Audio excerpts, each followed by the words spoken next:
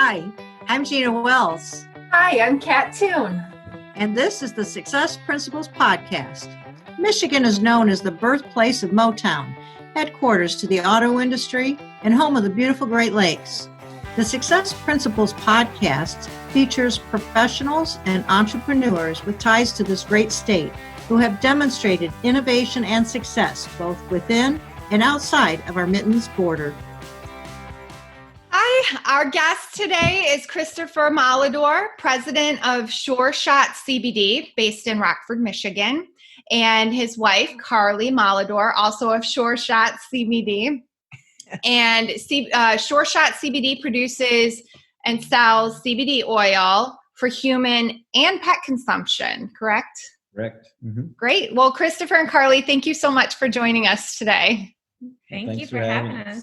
Yes, thank you. We're excited to have you both on, and we'd love to hear about your business and how you got into this business venture of SureShot CBD. Can you give us a little history of when it started and how long you've been in business? Came about this through an experience that we both kind of went through, but I suffered from an autoimmune disease called ankylosing spondylitis, and that really prompted the direction for us to, after I first used the CBD product and had great success with it, I really wanted to run to the mountaintop and kind of tell everybody about it. And I had worked for a few other companies before and didn't necessarily align exactly with, their principles and ideals and how they were running some things, and decided that I could do this as well, and started SureShot CBD basically because I got such relief from CBD, and had been a previous, like licensed marijuana grower. So I was very familiar with high THC, but very little CBD, and was blown away on how non-psychoactive, cannabinoid could have such impact on my inflammation and that really led me to. So 2 years you've been in the business, right? 2 years we've been, Sure Shots, CBD. And kind of the reason why we wanted to start the business on our own was, we'd find a product we'd really like, but then it would be some crazy MLM thing that you had to do. Usually tied to an MLM. Yeah, and we just didn't want to be a part of that. That didn't resonate at all with us. And so we're like, let's just cut out all the crap and just sell a really wonderful product at a reasonable price, and a product that, Christopher's amazing at. He can look at a CBD product and just scan the ingredients and let you know if it's a good product or not. And most of the time when he does that, there's all these crazy things that are being added to it. It's kind of becomes like a snake oil product. And so all these people, it's sad because a lot of people have tried CBD and they're like, yeah, it didn't do anything for me. And we ask them what kind it is, and we look it up, and we're like, well, this is why you didn't feel any benefits, is because it had like the most minuscule amount of the cannabinoids that you need to feel better. So the industry is not as regulated as we'd love it to be, but I guess that leaves an opportunity for us to try to make a product that is just simply what you need to feel better, and not all these added fillers. So. Right. So, Christopher, I read a little quote that you had made about CBD being the Wild West and how you need to know your source. Tell me a little bit about that, because you're starting to get into kind of the dangers of the products if they're not the right company. Right. So industrial hemp products are known to be a bioaccumulator, which means a lot of EPA sites will plant hemp to kind of clean up the soil. So given that, knowing the source, your source is super important. Obviously having it tested, third-party laboratory tested. But so we work with a farm in Kentucky that started with the 2014 Farm Bill. So it was important to me to find farmers and a system that was involved from the beginning, that has consistent genetics, proprietary genetics, and processing techniques in order to make sure that we have the highest quality material available. And in, CO2 extraction was important to me. I think that's one of the more accepted forms of extraction these days and processing. And then, all the infrastructure around the harvesting and producing the CBD oil was hugely important to me. And so, partnering with those that have been in the industry for a while and had those proprietary genetics and processing and the umbrella of the CBD industry was important. Okay, so let me start with the base. You kind of talked about, you used to, you said you were in marijuana growing. Is that correct? So yeah, I was a licensed grower. Yeah, licensed grower. So just right to the very basics. What is the difference between, for anybody who doesn't know, CBD versus marijuana? Kind of take me through that a little. So the main difference is between marijuana, which is generally high THC and really low levels of CBD, versus an industrial hemp CBD product, which is high levels of CBD. And under the federal legal limit, industrial hemp needs to be below 0.3% THC by dry weight. And so that's a relatively very low level of THC. And so really that's the inverse is high CBD versus THC for an industrial hemp CBD product. So no psychedelic. Right. And no psychedelic properties with a CBD product as opposed to, a marijuana product. Marijuana these days is very potent, and so you really can't take a marijuana based product and not feel high and not be high, and so that was obviously, people are working, they're driving vehicles, they're, caring for their children or whatever, going to work. Obviously high THC doesn't work for everybody in all instances. And CBD product, anybody could really take, during, their job or, there's outliers there, but generally you're not being affected by a high.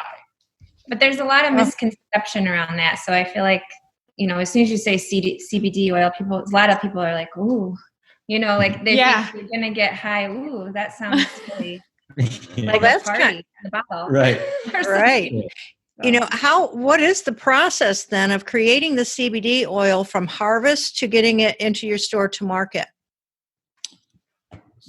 So we start with clones. So we'll have all these propagation buildings, set up to plant up to 8 to 10,000 acres. And so there a lot of work going into to creating the clones and from the genetics that we're maintaining.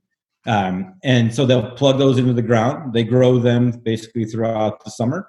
They harvest the biomass. And it's super important to be able to get the harvested biomass from the field to the processor within a couple hours.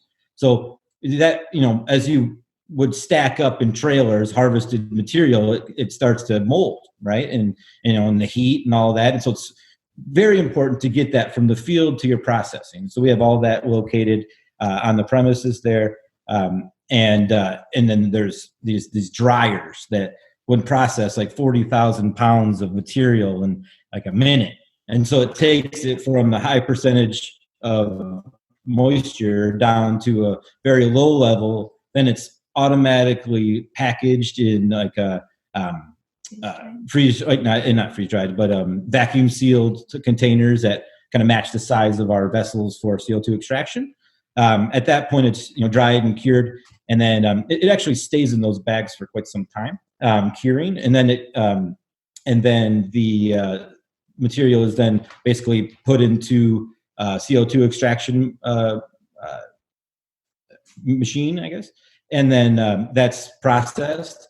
And the material that comes out of that is then further processed, cut with carrier oil, bottled and then, ready for sale. What are the kinds of things? So how big is your team, right? I mean, do you have a lot of employees that you manage? We don't. So we're working with the farm directly that is able to process and bottle and basically it's a one-stop shop there. So, we're a relatively small team, but the farm handles the growing and the extracting and the bottling for us. Wow. So this is quite a process, and there's a lot of science involved. Do either of you have a background in science, or what is your business background? Sure. So I was went to Hope College and then went into mortgage banking for a long time in the Lansing area. Had a successful team there. About before the crash in 2008, I was asked by actually my family to help manage our paper, metal, and plastics processing plant. Worked there for many years. Started at then to kind of break into the medical marijuana growing a bit, which then spurred my interest into the CBD market, and that led me to where I am today. Don't have a science necessarily a background there, but through the actual physical growing of the plant and all the stages that you would basically go through with CBD as opposed to making it into an oil, but more of a flower. Learned a lot about the process of how that how it works, how it grows. What are the good performing practices. Our products are organically grown. This year's next will be certified organic. We didn't change any of the processes that were in place in order to get that certification. But when you're moving 8 to 10,000 acres, it's the wheels turn a little slower. But we are an organically grown product, and next year's product will be certified organic. Did you say next year is a third-party market? Can you kind of go? Next year's product will be certified organic. Certified, yeah. Yeah. So it takes a little while for those accreditations to come through, especially when we're dealing with such a large scale. The farms that I work with have brought in all the neighboring farms as well, the family-owned farms that were growing other products, maybe tobacco or something in the past, and are now all under our umbrella. And getting all those individual farms on the same page was easier because we're under the umbrella. So we're providing, the genetics and the clones and the processing and having basically that hub to work through, which makes it a lot more successful for the farmers and a lot less risk. There's a lot of risk in an outdoor grown product, regardless of what you're growing. There's molds and pathogens and bugs and, too much rain, too little rain. It's not like you're irrigating 10,000 acres always, and so, there's definitely some challenges that are eased by the kind of that umbrella. So you had mentioned some regulations. Who regulates the CBD oil industry, and how are they regulated, and kind of take me through that process, and what did it take for you to get approval to bring it to market? So that's one of the things about CBD right now is that it's not a hugely regulated market. Okay. The FDA, the USDA aren't really all on the same page yet with the state. Okay. So the states are in the process of putting together their plans and then submitting it to the USDA, and then they kind of kick them back. And so we're in this kind of churning pot of regulation, honestly. And so that's also why it's hugely important to know your source, to have it third-party laboratory tested, to make sure that you're, not just, buying imported, product from China or something like that and having it bottled, and, you don't have a certificate of analysis for it. So that's, really comes down to the integrity of our and honesty of the businesses themselves. Sweet. Would you say you're made in Michigan? Oh, I'm sorry. Would you say you're made in Michigan then? I mean, everything you do is made in Michigan? So the product comes from Kentucky. We're a Michigan-based company, but our product is being grown currently in Kentucky. Friends in Michigan that were hemp growers last year, and they're not doing it again this year. It's for a multitude of different reasons, but the reality is that it was important for me to have a consistent product, and the genetics from year to year. So a lot of the growers that are growing in Michigan may not have, and I would bet don't have the same genetics that they had last year. So if you're purchasing a product from a CBD oil company in Michigan that grew in Michigan, and you liked what that product is doing for you, I would guess that it's unlikely that those genetics are going to come again this year. And it was important to me to have the level of consistency that these growers in Kentucky that have been doing it since 2014 are able to offer. Yeah. So would you say they advertised to you to come visit their farm so that you could create your product, or did you go search them out and find who it is you're looking for to create the product that you ultimately bring to market? I researched the markets, and Colorado was a strong contender. Kentucky was the first state involved in 2014. So you had to partner with the university back then, just like in Michigan.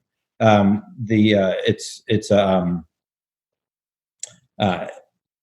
blanking on the term, but it's partnering with the university in order to facilitate the industrial hemp program for Michigan. So it's the same thing that happened in Kentucky. And so they were the first ones, been doing it the longest. It's kind of relying, kind of the 400-pound gorilla in the room, and that was important to me, as much as sometimes the 400-pound gorillas isn't the one you want to partner with. And in this case, I found a lot of benefit in that. Okay.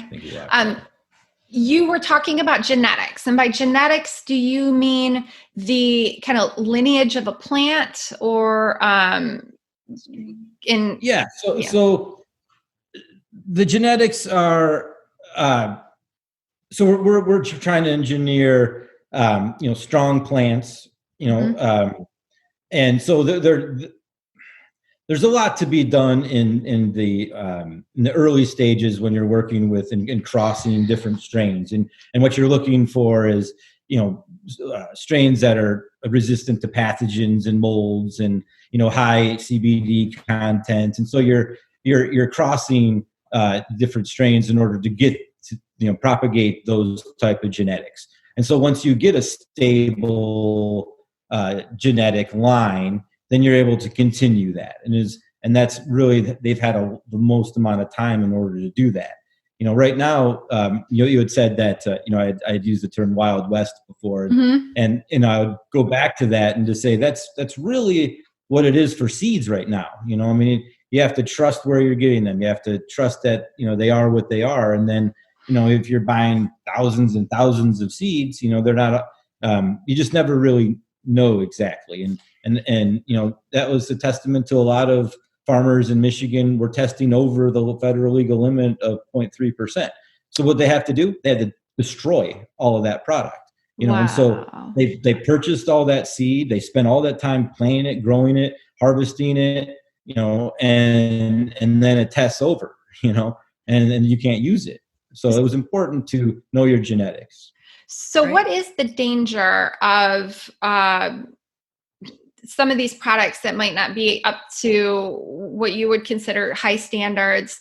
What is the danger as a consumer? Like if I were to go online and buy, the cheapest little bottle of CBD oil, and it turned out to be, kind of crappy. What is the danger there to me? So again, being a bioaccumulator and basically soaking up whatever's in the ground, you could be ingesting heavy metals, molds, pathogens, Roundup, whatever may have been used on that field before, during the process, anything that plant sucks up, is ultimately in that product. And then you don't get the benefits and then you'd be ingesting in that, right? There's also the level of cannabinoids that are present, in there. There's higher quality, strains and genetics, and you're going to be, you're going to have, those cannabinoids present or not present, and then also, with, a certificate of analysis that shows a clean product, you're going to, be reassured that that product is safe. There's also a labeling, kind of discrepancy out there about, let's say you're purchasing a 500 milligram bottle, right? Mhm.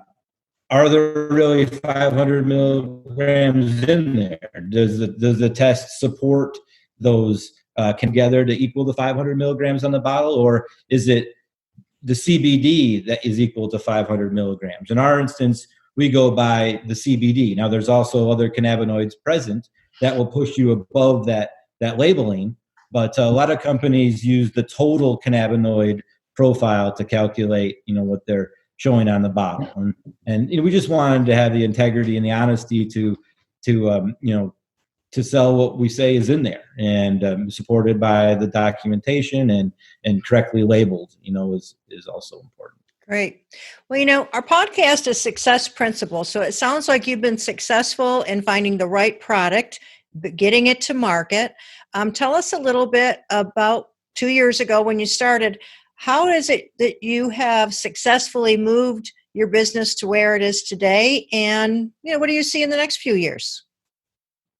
Yeah, well, when I first started, I had some stumbling blocks. Honestly, we partnered with a farm that didn't work out, and really had to retool. That put us in a negative spot, for a while. It was a huge learning experience. So I haven't always been, the greatest experience. Yeah, and then we couldn't get a bank Yeah. to do credit card processing for a long time because the laws in Michigan, hadn't caught up with how other states had been adopting this.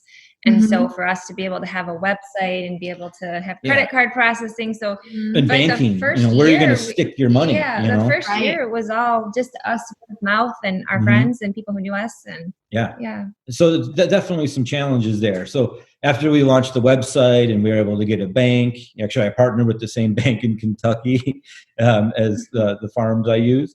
So that's been helpful. But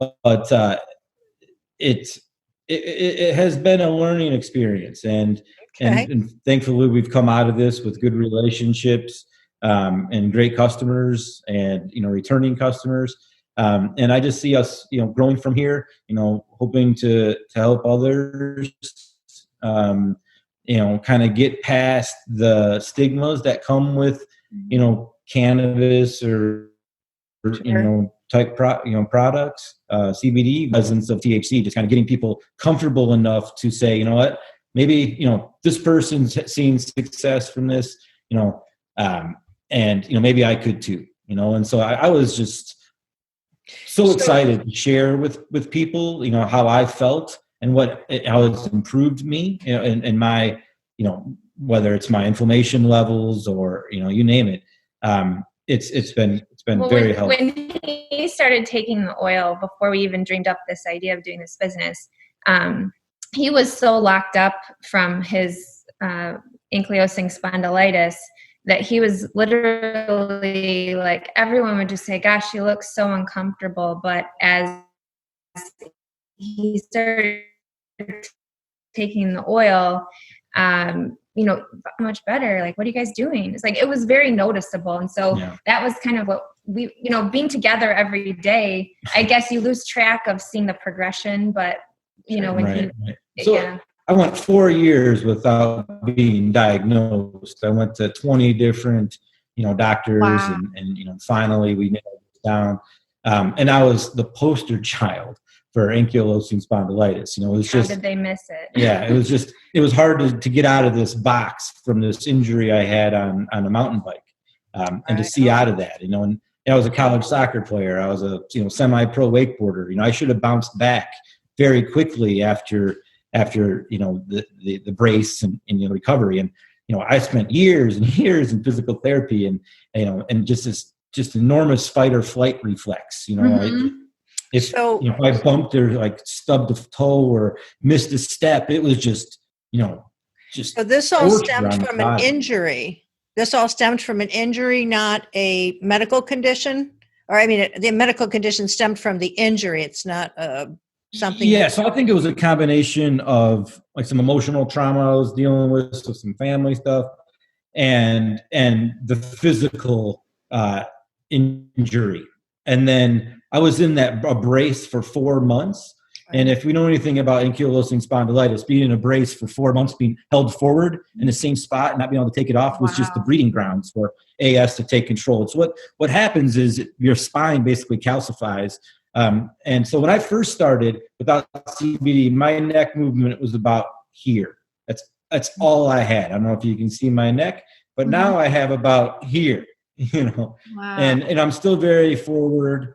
Half of my spine is fused. I didn't know if I was going to be able to coach my girls soccer or get out there and, be active, what I was going to be able to do. I could barely hug him. He was sore and tender all around his rib cage.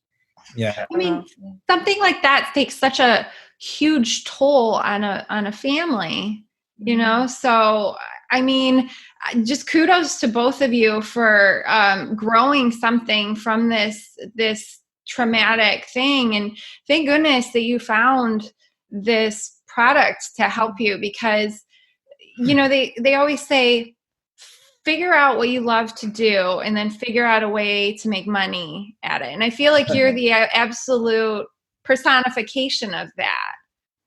Well, thank you. And I think that's a great way to put it. And I think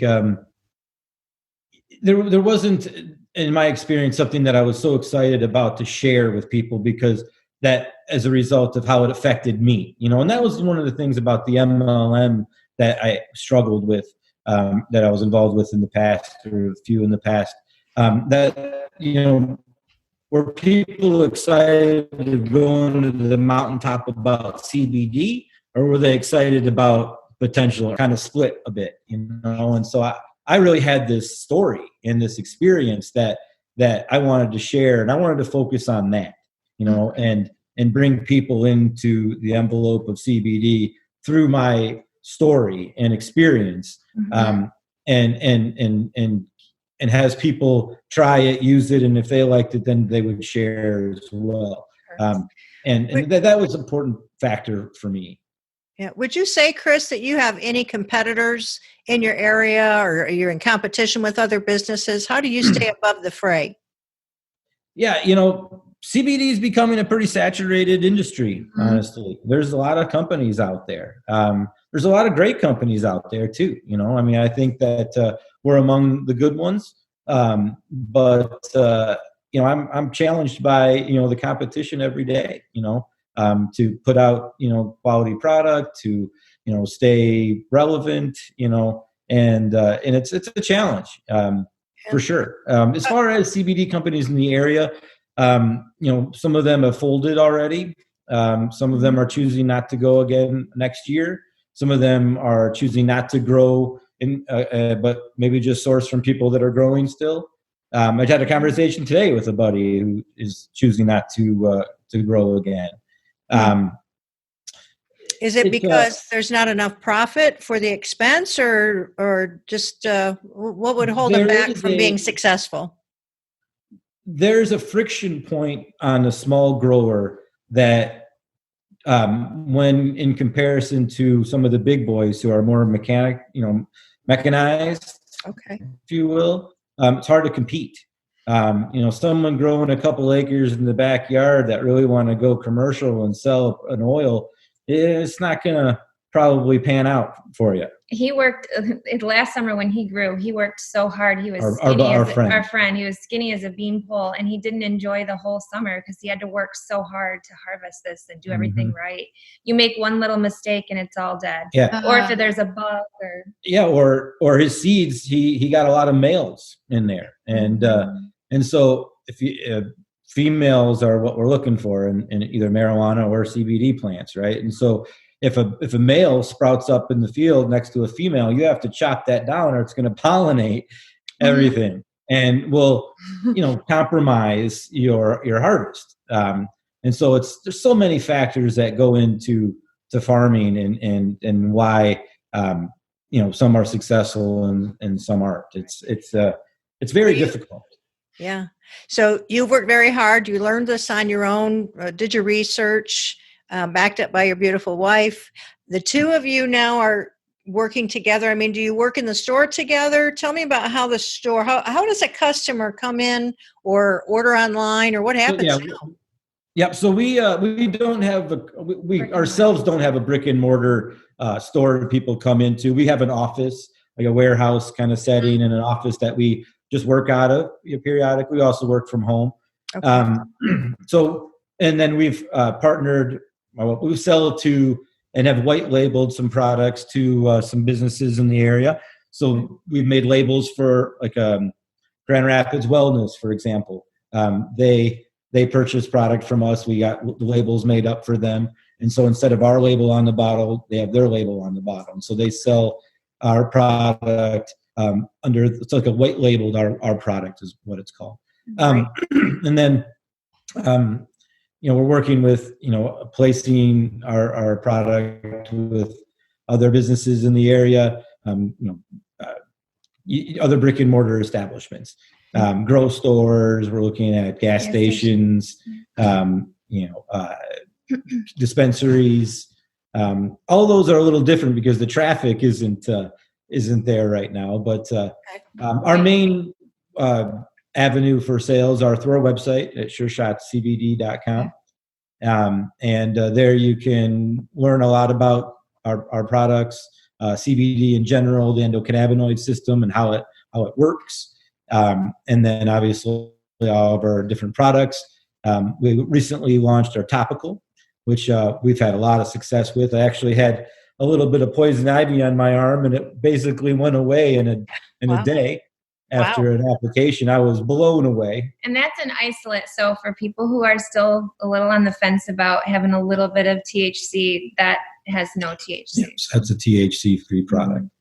Okay. So, and I think the thing that separates Christopher's business from the rest is that he's very available to consult with people and have them say, well, how many drops should I take? And, what milligram should you be on? Right. Or review a product that they're currently using and try to, kind of decipher that a little bit for them and kind of compare maybe to our product. That's pretty helpful. And the bulk of our business right now has just been from people trying our product and sharing it. So we have a coupon for 10% off for anyone who refers us any clients. And, it's just been a word of mouth really type business. Yeah. At the end of this, we'll have you put that on there, but it's Sure, SURE, shots, SHOTS, CBD.com. Correct. Yeah. Great. Yeah. So who would come to your website? What type of ailments would CBD oil be good for? There's so many you won't believe us. Yeah. Really? Right. So I would say the number I probably one. have some of them. I could probably use it for something. Yeah, you're always looking for something to cure an ail now. Okay. Yeah, I've got something all the time. Covered with everything. But the reason it does such a broad spectrum of helpful solutions with CBD is because it's treating inflammation, and so many things come from being inflamed. Mm-hmm. So I'm sure you want to add to that. So yes, so I had off the chart SED rate and CRP, the inflammation markers, and the CBD being a powerful natural anti-inflammatory has helped bring those levels down into normal ranges. And as a result of lowered inflammation, that also brings down my pain levels. Right. I think the number one, probably the number one result I get from the first time user is that they get a lot better sleep. I think that's probably the first thing that people notice is better sleep. Hello, REM sleep. Yeah. Nice to have that. We need that. Mom, if you're listening. Right. I also, have a lot of, stay-at-home mothers that, use it for, just calming themselves, anxiety. I have, people with PTSD that, is helping them, get through the day. Our girls fought with eczema really bad between the age of 1 and 3. Our 3-year-old still gets it. And the topical and the oil. We give our kids the oil. Wow. And it helps with so many things. Now, do you say to your physicians, hey, I'm helping my child with emphysema, or not emphysema, was it eczema? Eczema. Yeah. I'm helping my child with eczema by a couple drops and it's going forward. Do you tell your phizician that? Does he say, great? What do doctors talk about when you tell them? All of my doctors are well aware of what we're using, and they were really amazed by the results that, I was getting through CBD, as far as, rheumatologists or, family doctors. The thing is they don't have a lot of experience with it, the endocannabinoid system was only discovered in the 1990s. Yeah. So it's very new. So if someone went to medical school before the 90s, they had no exposure to this. So tell me about that system. You said that. Say it again. Yeah, endocannabinoid system. Endocannabinoid. Okay, what is that system? Tell us about that. Sure. So the endocannabinoid system is a system in our body, the series of receptors and messengers that are, I usually say, plugged for CBD, but there's a lot of science in there. But basically, we have cannabinoids and endocannabinoids, and the cannabinoids are coming from the plant, and our body produces endocannabinoids. And when our body doesn't produce enough endocannabinoids, we could see a dip in our health, well-being, in a lot of different areas. So by taking a CBD product, a quality CBD product, high in CBD, and those cannabinoids, we're basically supplementing our body's endocannabinoids and helping to feel the benefits. And in a nutshell, that's what it is we're basically supplementing the endocannabinoids that our body naturally produces with the cannabinoids from the And if you plant. look back in the world, hemp was a huge part of our infrastructure and life many years, thousands of years ago. And the cotton industry kind of took that over. So we're kind of going back to our roots by incorporating hemp back into, our daily life. Yeah. So you're saying in the 1900s, hemp, in the 1900s, people were using hemp to get over these types of things. Is that what I heard you say? But I think hemp has been used for, way back medicinally for a long time. Yeah. For lots of different rope, you name it. The textile industry is going to explode in the next many years. The plastic industry is you're going to see Legos being made out of hemp. There's so many things that can be made from it. It's a shame that we don't or use it for so many things. So, and it's a very clean product, clean, textile that we could be using. So my mother, my mom's dog was having anxiety, and fireworks were going off on Memorial Day. So my mother gave Maisie CBD oil or CBD something. And it calmed her down. It's being used for pets as well, correct? Yeah. Okay. I just had a woman stop by. Actually, my daughter's teacher just stopped by for our pet product for her dog, and for exactly that, for fireworks. They live around the lake, and there's a lot of fireworks being shot off, and that's exactly why she wanted to give it a try. Sean's dog, Remy. Yep, and our people we bought our house from, they were using it with great success with their dog. Is it just dogs or can cats? Cats, dogs. We're back. Birds. Okay, so generally, it's there's horses that are taking CBD, but generally we're working with the normal a cat and dog type of pet, normal pets. Yeah. Wow. Well, as we wrap up this episode, the two of you have been a big success in bringing a business that really has not been around for very long to the forefront for Michiganders. You got a website, right? You're helping people understand how to make it work, and you're both feeling better from it, and that's great. Absolutely. Is there anything else that you would add on the success of how you see your family, your because the two of you are working together, do you think you will employ people in the future? How much larger do you think you'll get? How bigger do you want your success to be? I have big dreams. I want to do an ambassador program, and I want to do like a % sales back eventually to our community. First, we got to figure out what cause we want to contribute to, but That's amazing. Maybe ankylosing spondylitis. Yeah, AS is a lot of partnerships too to tell them about, like beneficial.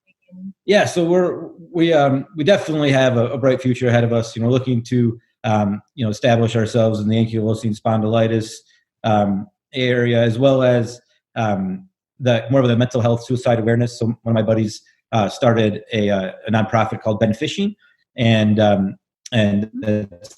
to help with suicide awareness and prevention. And CBD is helping a lot with that. And so we're looking to partner with them a little bit.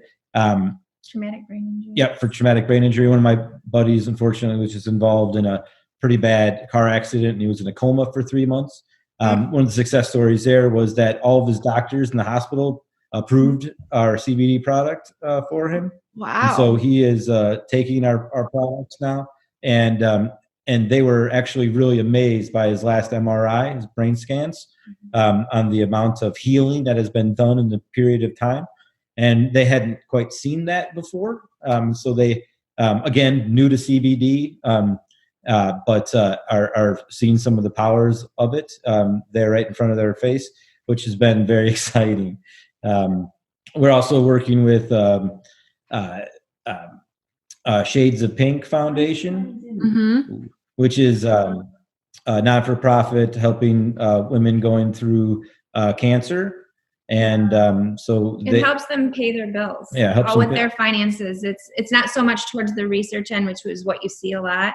Okay. It's helping women overcome, the struggles to survive through treatment. Like paying their rent or mortgage or car bill, or and so we're pretty close with the founders. Them's actually my stepmother. She's a breast cancer surgeon in the Beaumont area there. Yeah. And so they raise hundreds of thousands of dollars a year, and we're very thankful to be partnered up with them. So there's a lot of organizations that we want to help and impact and to bring into CBD, and so those are the kind of the first ones that we're working with. It's been really awesome to see the barriers break down. We have physicians that wouldn't have thought that they would ever consider telling a patient to go to our website to buy some CBD, and they're doing it now because they've seen him. It's all the doctors that have been treating him through this time. They've seen him.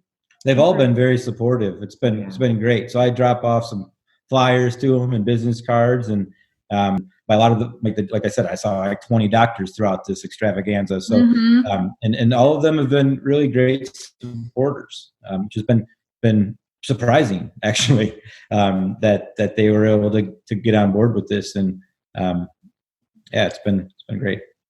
We feel really fortunate to be able to talk to you, and you're part of the Success Principles podcast. We think you're already a success. It sounds like this is just the beginning for you, though.